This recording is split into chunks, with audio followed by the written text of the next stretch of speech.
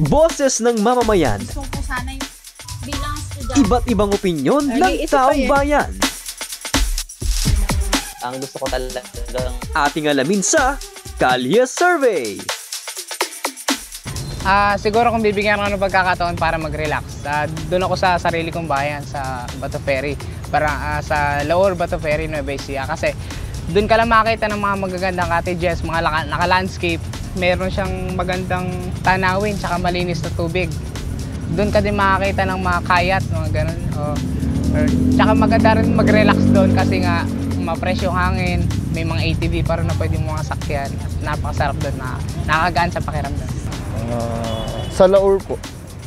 Dahil po sa Laur po kasi maganda po yung spot ng sunset niya, paglubog ng araw. Sa relaxing po kasi mas masarap po tumambay sa ganun na lugar kasi po parang refreshing po sa utak, yung calmness ng mga problema mo mawawala. Tanawan po. Bakit kuya? Kasi magaganda yung mga tanawin lalo sa mga bundok. Makikita mo yung mga bundok. Tapos makalasap ka ng magandang hangin. Sa Dinggalan.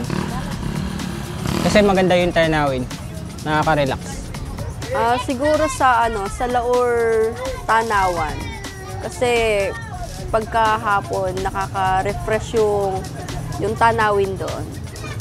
Kung meron bang lugar na halimbawa yung sa mga pilgrimage ganun para pag nangingiling ka, 'di ba? Lalabas ka at the same time mangingiling ka rin, ganun. Kung may mga lugar na pwedeng puntahan, katulad halimbawa sa Bungabon, siguro yung mga...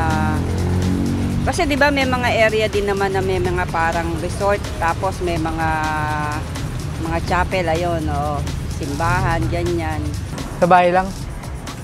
Kasi po wala akong ginagawa kundi matulog lang. Sa bahay lang po kasi as a engineering student po, wala po akong tulog. Kailangan ko po ng mahabang pahinga at tulog sa panahon po ng bakasyon. Mga kamag-aano ko sa Gabaldon kasi masarap ang pananghangin to sa fresco eh. Kung may pagkakataon akong magbakasyon, gusto ko sana sa dagat.